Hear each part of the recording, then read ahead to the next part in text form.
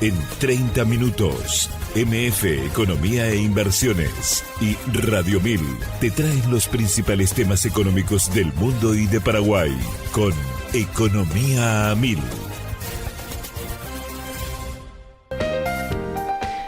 Muy buenos días, bienvenidos a una emisión más aquí de Economía 1000. Muchas gracias por la compañía de todos los días. Quien les saluda, Prince Otto. Yo estoy también junto con la compañera Ada Caballero. ¿Cómo estamos, Ada? ¿Qué tal? Bienvenida. ¿Qué tal, Prince? ¿Todo bien y vos? Todo en orden, ya listísima para empezar una nueva jornada, recordando que este espacio económico es en coproducción con la consultora MF Economía e Inversiones y por supuesto Radio 1000. Y desde producción ya me confirman que está conectado a través de Zoom Francisco Azuero. Él es directivo de Econometría Consultores. ¿Cómo estamos, Francisco? ¿Qué tal? Bienvenido, gracias por atendernos. Muy buenos días, Otto y Ada. Complacido de estar con ustedes. Gracias, Francisco, igualmente, y queremos aprovechar al máximo esta entrevista contigo porque queremos hacer una suerte de actualización de lo que está pasando en Colombia sobre la situación fiscal, la última decisión de una de las calificadoras de riesgo con respecto a una rebaja en la calificación, y me gustaría arrancar con preguntas que permitan contextualizar justamente la situación en ese país. Francisco, y qué mejor que hacerlo contigo dentro de la experiencia que tiene justamente Econometría Consultores. Me gustaría conocer un poco, Francisco, la situación fiscal de Colombia, qué ha venido pasando con respecto a las decisiones que se han tomado justamente con respecto a las cuentas fiscales. Bueno, indudablemente que se ha presentado un deterioro en la situación fiscal del país en los últimos años. El déficit fiscal, por ejemplo, pasó de un 4.2% con relación al PIB en 2023 al 7.1% en el 2025. Pero más grave aún, desde el punto de vista de estabilidad de la deuda, lo que importa es el déficit primario. Es decir, la diferencia entre los ingresos corrientes que recibe el gobierno nacional y los gastos totales, excluyendo de esos gastos los intereses. Ese déficit primario cerró el año pasado en 3,5% del PIB, el más grande en los últimos 30 años, con excepción de los años 2021 y 2020 y 2021, donde tuvimos la epidemia del COVID, la pandemia del COVID, y esa fue la razón por la cual fue necesario aumentar el gasto público en un contexto de desaceleración económica y donde por lo tanto los ingresos tributarios cayeron bastante. Así es. En el 2003 se logró una recuperación en principio, pero la situación se ha agravado a partir del 2024. El 2024, el gasto primario, es decir, el gasto sin intereses del gobierno nacional, era del 18,8% y ahora el año pasado cerró casi en el 20% del PIB. Muchísimo, Francisco. Es mucho. Absolutamente, absolutamente. Y eso tiene que ver con decisiones tomadas conscientemente por el gobierno nacional en muchos frentes. Podemos ir desengranando justamente esas acciones que se vinieron tomando y que acentuó este déficit, Francisco. Vino por el lado básicamente de los gastos rígidos, algunas decisiones también que empujaron en materia de quizás política social.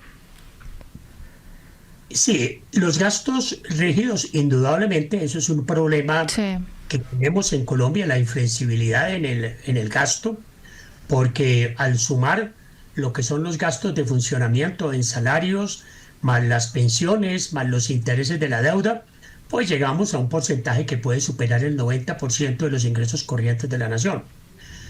Y eso es cierto, pero este gobierno ha agravado el problema. Ha agravado el problema porque, digamos, ha dejado pasar leyes, tanto en el 2023 como en el 2024. De 2025 no tenemos en la cuenta todavía. Sí. En el 2023 y en el 2004 aumentaron los gastos por leyes que pasaron por el Congreso con el aval del Ministerio de Hacienda, porque ese es un requisito básico para que una ley pueda ser aprobada, una ley que decrete gasto. tiene que tener el aval del Ministerio de Hacienda. Y esos gastos pues aumentaron aproximadamente en unos 13 billones de pesos. Por el otro lado, ha aumentado también las consecuencias del gasto inflexible que había antes. Voy a poner un ejemplo. Sí. El gobierno este año, digamos, a final del año pasado, aumentó el salario mínimo para todo el país en un 23%, cuando la inflación del año había sido un poquito superior al 5%, es decir, un incremento real en el 18%, casi cercano al 18%. Eso, además de los problemas que le puede generar al sector privado, muchos de ellos pues que van a estar en dificultades de asumir esa carga laboral, le aumentó los gastos al gobierno en 5 billones de pesos en el año 2026, y de ahí en adelante se lo va a aumentar en 8%. Eso tiene un efecto, por ejemplo, en las pensiones, porque las pensiones mínimas están atados al salario mínimo. Los sueldos de algunos, por ejemplo, de los soldados profesionales que tenemos en Colombia están atados al salario mínimo, sí. Y eso también aumenta. Entonces, todo esto ha sido consecuencia de acciones, digamos, conscientes del gobierno nacional, muchas de ellas absolutamente populistas, para aumentar el gasto de una manera irresponsable. Mencionabas algunas leyes, Francisco, que impactaron y siguen impactando también en este componente del gasto. ¿Cuáles son, a modo de mencionar, algunas de ellas? Por ejemplo, se creó en el 2025, no tengo la lista aquí, sí, pero así de memoria me puedo recordar. Adelante. Que en el 2024 se aprobó una ley que le creó una mesada adicional a todo el personal de las fuerzas militares y de policía. Esa es una de las leyes. En el 2025 se aprobó una ley que crea una universidad del Ministerio Público, que fue presión del Procurador General de la Nación, que quiere tener su propia universidad. El gobierno cedió a esas presiones, el Congreso también, pues todo el mundo le tiene miedo a ser investigado por el procurador, y eso va a aumentar enormemente el gasto público. Se aumentó también, bueno, se aprobó el año pasado una ley que aumenta las participaciones que le da el gobierno nacional a las universidades públicas nacionales, porque el cómputo que de ahora en adelante se va a hacer para los incrementos presupuestales va a ser con el índice de costos de la educación superior. Índice de costos que tiene muchos problemas, entre ellos porque los sueldos de muchos profesores en algunas universidades públicas tienen un comportamiento ascendente importante por unas normas que hay relacionadas con el reconocimiento a las publicaciones académicas. En este momento precisamente hay un escándalo en Colombia porque una universidad pública, la Universidad del Cesar, se descubrió que había un fraude con ese tipo de reconocimiento a la producción académica. Pero además de eso, el gobierno no ha presentado absolutamente ninguna ley para frenar la inflexibilidad. Claro. Todo lo contrario, en el año 2024 se aprobó un acto legislativo que le va a aumentar la participación en los ingresos corrientes de la nación a los departamentos y municipios, que hoy están aproximadamente en el 23% de los ingresos corrientes de la nación. Se lo va a aumentar al 39% en 12 años, proceso que debe comenzar desde el año entrante. Entonces, eso el gobierno no se opuso. Antes creo que el ministro de Hacienda tenía algunas reservas y más o menos le ordenaron callarse, y fue el ministro de Gobierno el que estuvo a cargo de impulsar esta iniciativa. Esto va a crear otra inflexibilidad enorme al gasto público en Colombia a partir de los próximos años. Francisco, a medida que estás relatando las medidas que se tomaron en materia normativa, ni siquiera es una decisión coyuntural, sino ya establecido y que evidentemente impacta y genera una presión de manera considerable en las finanzas públicas. ¿Está sucediendo algo similar aquí en Paraguay? Si de alguna manera está siguiendo también las noticias, Francisco, con respecto a las decisiones que se vienen tomando en materia de gasto, que están impulsando y generando un déficit importante también en las finanzas públicas, porque evidentemente al subir unos gastos tiene que tener su contrapartida de ingresos, y ahí va la pregunta también, Francisco. En el marco de todas las decisiones que se tomaron en materia de aumento de gastos, ¿hubo en algún momento alguna previsión de aumento de los ingresos para solventar o financiar ciertamente estos gastos? Mira, en el 2022 Sí. se aprobó una reforma tributaria importantísima que aumentó la tributación, especialmente a personas naturales, le aumentó la tasa de tributación a las entidades financieras del 35 al 40%, norma que a mi modo de ver no tiene absolutamente ninguna justificación, y el gobierno ha tratado de aumentar los ingresos con un truco que consiste en presentar un presupuesto desfinanciado, tanto para el 2025 como para el 2026. Lo que pasa es que la Constitución colombiana le permite presentar un presupuesto desfinanciado si al mismo tiempo presenta lo que llaman una ley de financiamiento, que supuestamente sería la que generaría los ingresos para permitir, digamos, equilibrar de alguna manera los ingresos con los gastos. Resulta que el Congreso colombiano no aprobó, porque consideró absolutamente inconveniente esos incrementos en los tributos, Sí. tanto para el presupuesto del 2025 como el 2026, pero el gobierno de todas maneras expidió la ley de presupuesto como si existieran esos ingresos. Clarísimo. Con el argumento de que después vamos a mirar cómo hacemos y nos conseguimos el dinero o recortamos el gasto, cosa que es absolutamente irresponsable. Eso lo hizo tanto en el 2025 como en el 2026. Y por otro lado, el año pasado declaró un estado de emergencia económica. Eso es un artículo que está en nuestra Constitución, que le permite al gobierno legislar por decreto si hay unas causas emergentes, imprevisibles. Así está en la Constitución, pero esa norma, tanto la declaración de la declaratoria del estado de emergencia como los decretos que dicte, tienen que ser revisados por la Corte Constitucional. Entonces el año pasado el gobierno decretó ese estado de emergencia, aprovechó allí para meter unos decretos de incremento importantísimos en los ingresos, aumentando nuevamente la tributación a las entidades financieras, aumentando el impuesto al patrimonio de las personas naturales, castigando enormemente a las empresas mineras y petroleras con impuestos adicionales. Todo ese tipo de situaciones se han venido presentando.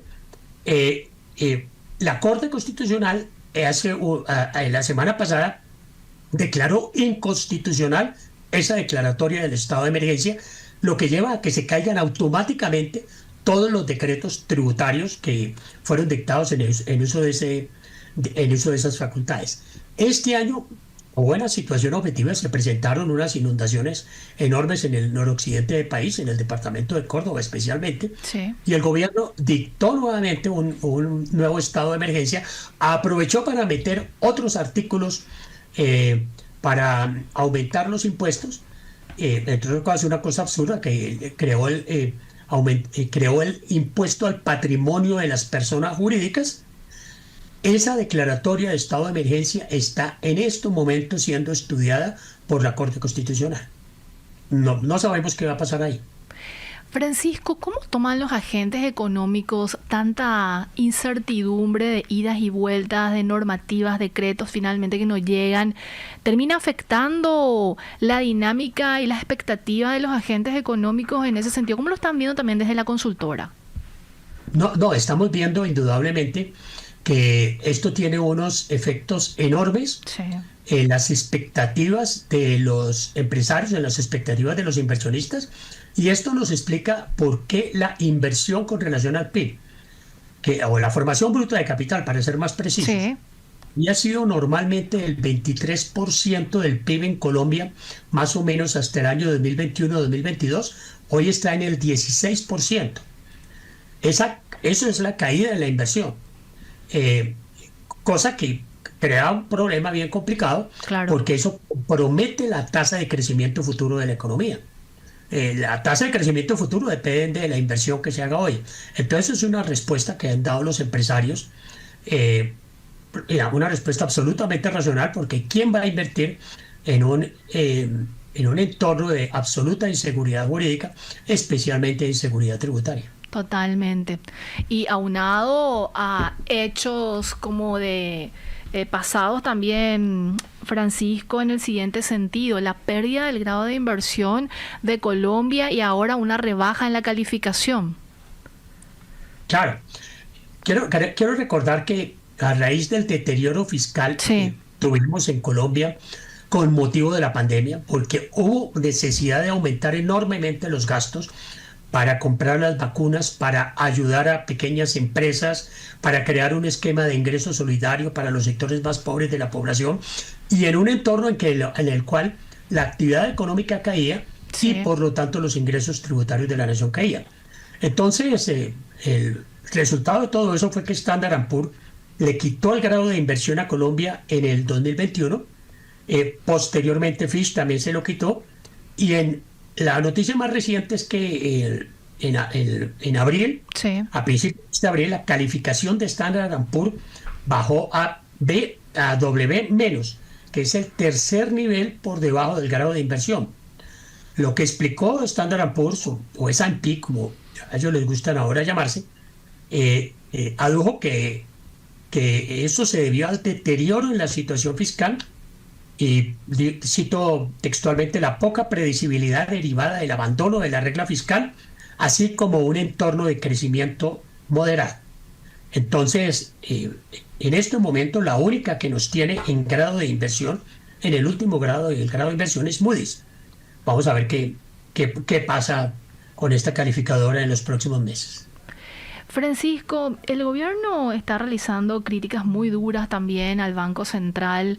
¿Cómo ven ustedes desde la consultora esta situación de quizás presión adicional? ¿Se mantiene la institucionalidad del Banco Central pese a esta coyuntura? ¿Cómo lo están viendo también desde la consultora? No, es una situación bastante preocupante. Porque el Banco de la República, por la Constitución colombiana, es una entidad autónoma e independiente. Quiere decir que los directores que son nombrados no pueden ser destituidos por el gobierno, y si no pueden ser destituidos, no pueden, por lo tanto, recibir órdenes. Las últimas decisiones que ha tomado el Banco de la República se han tomado por una mayoría de 4 contra 3. 4 que han votado por alzas en las tasas de interés, 3 que han votado o bien porque las tasas permanezcan estables o bien porque disminuya, que fue la última decisión que tomó la Junta Directiva del Banco de la República. En la última sesión, el ministro de Hacienda se disgustó bastante cuando perdió la elección y se retiró en ese momento de la Junta. Lo que es la costumbre normal es que al final de cada junta hay una rueda de prensa en la cual participan el ministro de Hacienda y el gerente del Banco de la República, explican la decisión, cada uno explica las diferencias, pero en esta ocasión el ministro de Hacienda salió de la junta, se fue al Ministerio de Hacienda, allá dio una rueda de prensa independiente y anunció que no iba a volver a la junta. Resulta que hay un problema. ¿Cuál? Es que la ley se creó el banco de los estatutos del Banco de la República, que es una ley del 2003, del 1993. La constitución que le dio la independencia al Banco de la República se dictó en 1991. La ley del Banco de la República se aprobó en 1993 para hacerlo coherente con la Constitución. Y esa ley tiene un artículo que dice que el Banco de la República no puede sesionar sin la presencia del ministro de Hacienda. Entonces, la consecuencia sería que el gobierno, que a la Junta del Banco de la República no podría sesionar, no podría tomar decisiones si no está el ministro de Hacienda. Francamente, no sé qué va a pasar. El 30 de abril es el próximo día en que está citada la Junta del Banco de la República para tomar decisiones relacionadas con la tasa de interés. No sabemos si el ministro de Hacienda va a asistir o no. Yo creo que si el presidente le ordena no asistir, pues no irá, lo cual llevaría a bloquear al Banco de la República en lo que tiene que ver con sus decisiones. Y otro punto adicional, esta mañana el presidente anunció que si el Banco de la República subía las tasas de interés nuevamente, el gobierno volvía a subir el salario mínimo. Es decir, es una especie de chantaje sobre el Banco de la República y sobre la sociedad colombiana para tratar de evitar que el Banco de la República actúe responsablemente. La verdad, yo tengo una absoluta incertidumbre sobre qué va a pasar el 30 de abril. Posiblemente el ministro no va a ir, por lo tanto el Banco de la República no puede tomar decisiones y no sé qué va a pasar con la Junta del Banco de la República. ¿Qué aprendizaje se puede extraer de esta situación si lo traspolamos a Paraguay, Francisco, que tiene algunas similitudes que te mencionaba también minutos atrás sobre las decisiones que se van tomando en materia fiscal y todo el impacto también que está generando a nivel económico? Si tuviéramos que hacer una suerte de resumen de experiencia Colombia y lo que quizás no se debería repetir en el país, en Paraguay, Francisco. Bueno, tengo que reconocer otro que no conozco mucho sobre la situación de Paraguay y sobre la coyuntura actual. Pero si se trata de sacar lecciones de América Latina, para América Latina, yo creo que la experiencia anterior es bastante ilustrativa. Cuando se trata de acabar la independencia del Banco Central, lo que se viene es inflación o hiperinflación. Es lo que pasó en Venezuela, lo que pasó en su momento en Argentina, lo que pasó hace muchos años en Brasil. Ese tipo de experiencias son absolutamente nefastas. Y la hiperinflación es el peor enemigo que podemos tener. Ya destruye la economía y perjudica especialmente a los sectores más pobres de la población. Totalmente. Entonces, tal vez un esfuerzo por preservar la independencia de los bancos centrales es una de las conclusiones más importantes que debe haber. Francisco, con respecto a las próximas elecciones también que va a vivir Colombia, ¿cómo lo están viendo desde la consultora? ¿Hay al menos un mínimo vestigio de que puede cambiar la situación fiscal, también la parte económica? ¿Cómo lo están viendo desde Econometría? A ver, en este momento pues es muy difícil hacer predicciones sobre cuál va a ser el resultado de las elecciones. Sí. Tenemos una primera vuelta en mayo, una segunda vuelta a finales de junio. Posiblemente hay una segunda vuelta porque no vemos cómo a partir de las encuestas actuales haya un candidato que logre en primera vuelta más del 50% de los votos. En esa segunda vuelta hay incertidumbre. Las encuestas actualmente dicen que cualquiera de los dos candidatos diferentes al candidato afín al gobierno actual, que es Cepeda, cualquiera de los dos candidatos, o bien Paloma Valencia o bien Abelardo de la Espriella, estarían en posibilidades de derrotar al candidato Cepeda. Pero cualquier cosa puede pasar de aquí a allá. Entonces, sigue la elección o los resultados de la elección bastante abiertos. Supongamos, en principio, que gana un candidato distinto al candidato del pacto histórico, al candidato favorecido por el presidente Petro. Sí. Ese gobierno la va a tener muy difícil. Va a tener la necesidad de hacer un ajuste fiscal importantísimo que no puede ser una cosa de unos meses o de un año. Yo creo que salir de esta situación fiscal para llegar a una situación más normalizada de salida de las finanzas públicas, mi reflexión personal es que eso puede tomar unos 6 o 7 años. Con un peligro. Sí, totalmente. ¿Recuerdan ustedes lo que pasó en Argentina? Sí. El gobierno Macri recibió una situación fiscal complicadísima. Así mismo. Trató de hacerle frente en sus 4 años de gobierno. No tuvo éxito para hacer pasar un programa de gobierno lo suficientemente ambicioso y entonces en las siguientes elecciones volvió a ganar el kirchnerismo. Esa es un poquito la tragedia que tenemos o la amenaza que pudiéramos tener en Colombia con relación a los próximos años. Yo creo que el gobierno que entre, si es un gobierno distinto al del candidato Cepeda, tiene que ser muy sincero con el país y decirle muy claramente que se necesita un plan de ajuste fiscal especialmente en el gasto público. Algunas cosas se pueden hacer en ingresos, de mejorar algunos, de racionalizar algunos impuestos y eventualmente aumentar algunos de ellos, no exageradamente. Pero el esfuerzo principal tiene que hacerse en gasto público.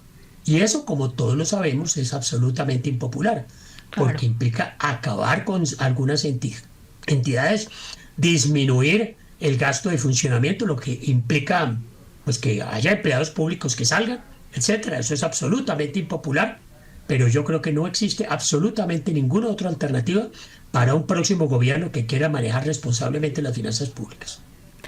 Francisco, entendiendo esta situación de alta incertidumbre, las proyecciones que manejan desde la consultora sobre los principales indicadores macroeconómicos y también fiscales, ¿ha sufrido alguna variación? ¿Están también con la expectativa de algunos shocks dentro de estas perspectivas? ¿Cómo están manejando también con respecto a las proyecciones desde la consultora?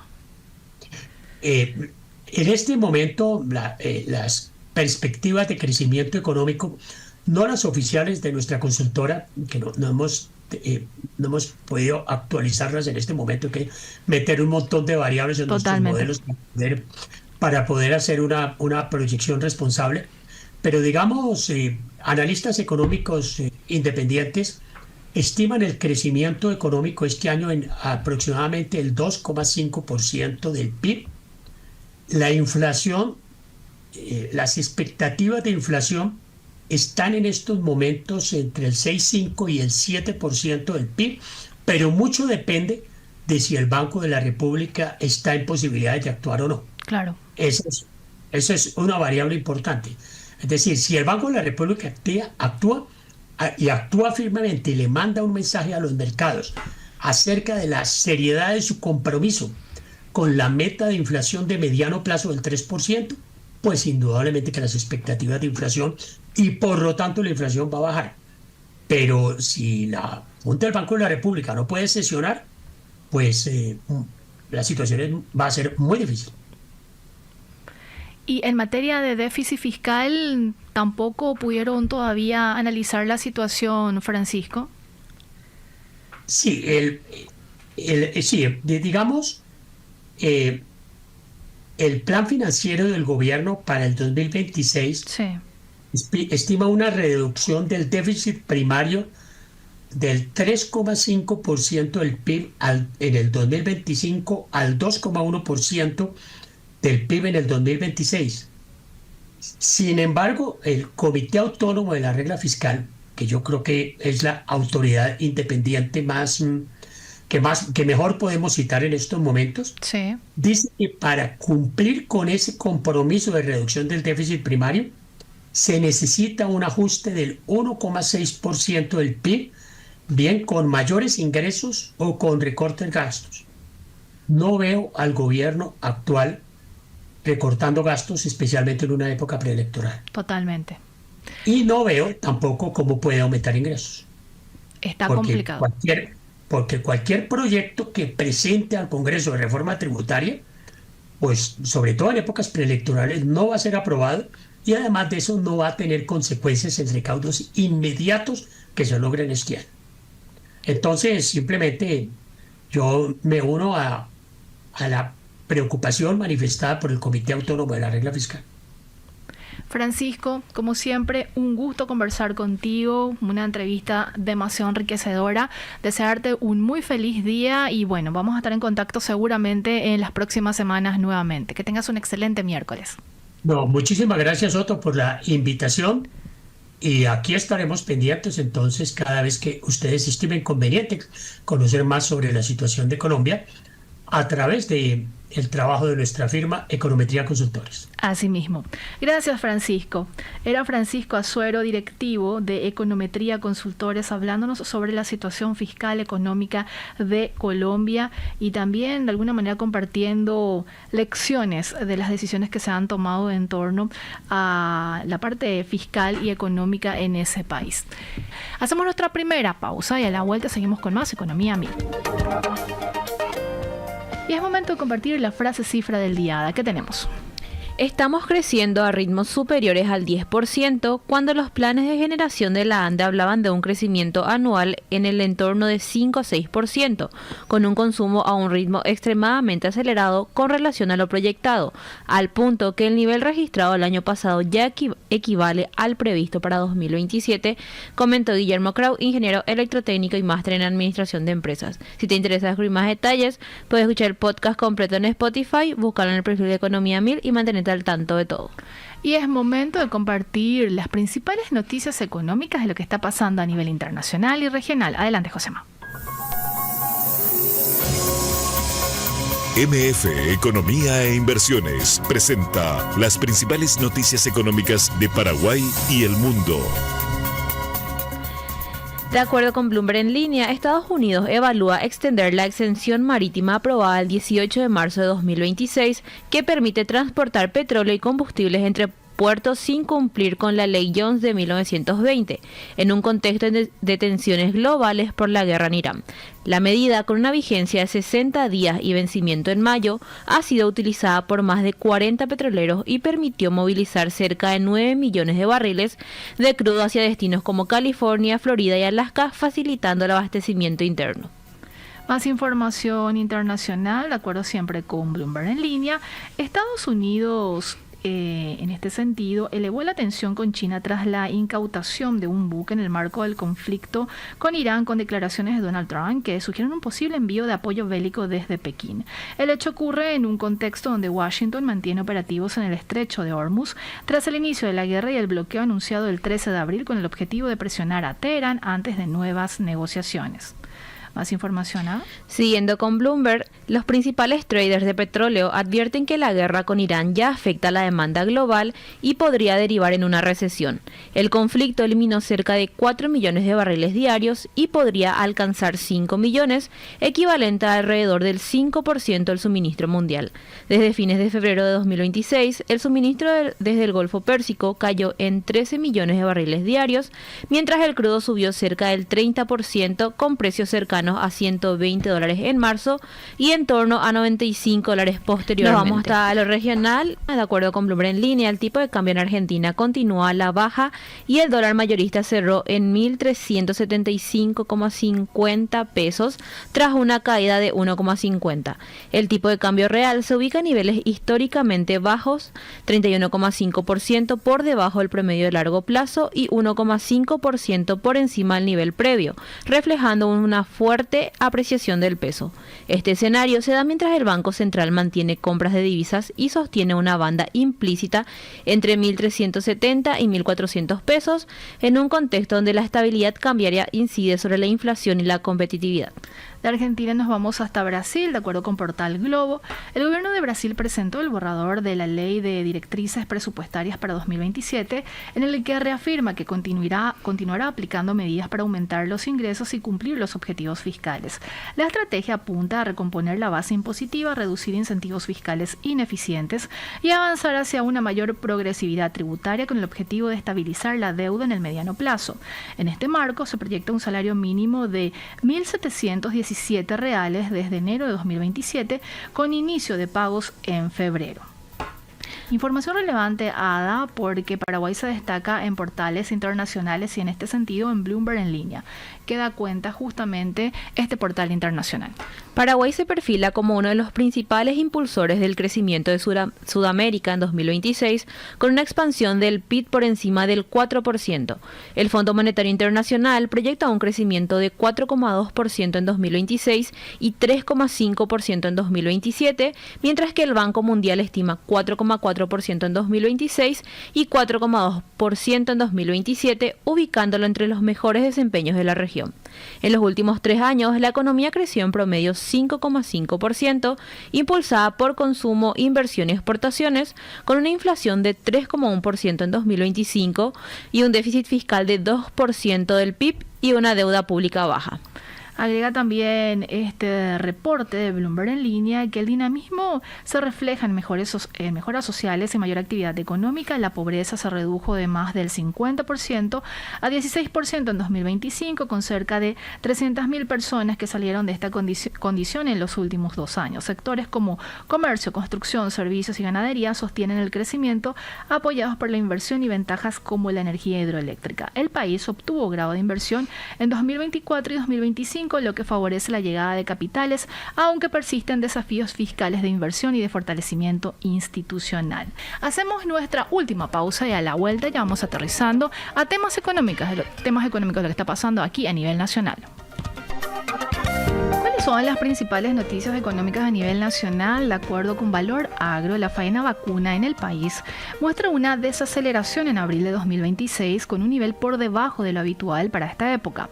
Entre el 1 y el 18 de abril se procesaron 62.281 cabezas con una utilización de la capacidad instalada del 33%. La proyección mensual se ubica en torno a 96.881 cabezas, lo que implicaría una caída de más de 73.000 animales frente a abril de 2025 y de más de 63.000 cabezas respecto a marzo, reflejando una menor actividad industrial y una reducción en la presión de compra de los principales frigoríficos. ¿Más información? De acuerdo con ABC, el Comité de Política Monetaria del Banco Central del Paraguay mantuvo por unanimidad la tasa de política monetaria en 5,50% anual en un contexto de mayor incertidumbre internacional asociada a tensiones en Medio Oriente y presiones sobre los precios de la energía. En este escenario, el crecimiento mundial para 2026 se proyecta en 3,1%, mientras que Paraguay alcanzaría 4,2%, acompañado de una inflación global estimada en 4,4%. ¿Qué revelan los datos y los recientes dados a conocer por el Banco Central del Paraguay con respecto al sistema financiero? De acuerdo con ABC, las entidades bancarias en Paraguay registraron utilidades por más de 1,30 billones de guaraníes, aproximadamente 200 millones de dólares al cierre del primer trimestre de 2026, con un incremento cercano al 10% frente al mismo periodo del año pasado, cuando alcanzaron 1,25 billones de guaraníes, un poco menos de 200 millones de dólares, y el resultado refleja una mejora en la rentabilidad del sistema financiero, impulsada por ingresos de créditos, comisiones y rendimientos de instrumentos del Banco Central del Paraguay en un contexto de crecimiento económico proyectado en 4,2% del PIB. ¿Más información? Siguiendo con ABC, Paraguay registró un fuerte avance en infraestructura vial en la última década, con una expansión de rutas pavimentadas de 5.857 kilómetros en 2015 a 10.593 kilómetros en 2025, lo que representa un crecimiento del 82%. Este desempeño contrasta con el rezago en saneamiento básico, donde la cobertura de alcantarillado apenas pasó de 10 a 16% y el tratamiento de aguas residuales de 2 a 10,6% en el mismo periodo. Actualmente, solo 16% de la población cuenta con alcantarillado y cerca del 90% de las aguas residuales no recibe tratamiento adecuado. De acuerdo con la Agencia de Información Paraguaya, el gobierno de Paraguay lanzó el programa SICalidad, Sistema de Calidad impulsado por el Ministerio de Industria y Comercio con apoyo de la Unión Europea y ejecución de la Organización de las Naciones Unidas para el Desarrollo Industrial, con el objetivo de fortalecer el Sistema Nacional de la Calidad y mejorar la competitividad de la agroindustria. La iniciativa busca cerrar brechas estructurales, fortalecer capacidades técnicas y alinear la producción a estándares internacionales en un contexto donde el país apunta a posicionarse como proveedor confiable y aprovechar acuerdos comerciales. ¿Más información? De acuerdo con ABC, el complejo sojero paraguayo generó 1.440 millones de dólares al cierre del primer trimestre de 2026, frente a 1.031 millones de dólares en el mismo periodo de 2025, impulsado por una mayor producción y mejores precios. Las exportaciones de soja en grano alcanzaron 3.026.000 toneladas, con un aumento de 814.315 toneladas respecto a las 2.200.000 toneladas del año anterior, lo que permitió ingresos por 1.156 millones de dólares. Y finalmente, como es habitual, la consultora MEF Economía e Inversiones realiza de manera periódica análisis económicos sobre temas, ya sea coyunturales o también que está dando mucho que hablar y que serán ciertamente tendencia. Y en la edición de hoy, que es justamente publicada en el impreso de ABC y replicado en su digital, se aborda acerca de los bonos del Tesoro conocidos como botes. En el mercado local alcanzan unos 1.200 millones de dólares con una tasa promedio de 8,66%. Y en ese sentido, los botes se consolidan como fuente de financiamiento con un stock de 7,8 billones al primer trimestre de 2026. Tal como se mencionaba, la tasa promedio se ubica en 8,66%, dentro de un rango de 7,10 a 9,9%, mientras que el plazo medio alcanza 6,65 años, con emisiones concentradas en tramos de 5, 7 y 10 años, además de plazos más largos que diversifican los vencimientos. Más de este artículo y otros donde la gente puede encontrar. Pueden encontrar nuestras redes sociales, Instagram, Facebook, LinkedIn, X, en nuestro canal de WhatsApp buscando MF Economía e Inversiones y en nuestra página web www.mf.com.py. Y así vamos llegando al punto final de Economía 1000. Nos reencontramos mañana puntualmente a las 12. Vamos a hablar sobre la situación de la caja fiscal, una entrevista ya preestablecida con gente, con directivos o con el directivo básicamente, sería el de la caja fiscal, el del programa de jubilados y pensionados, así que está prevista esa entrevista mañana. Vamos a profundizar sobre este importante tema y cómo están también viendo desde el Ministerio de Economía y Finanzas. Nos vamos, que tengan un excelente miércoles.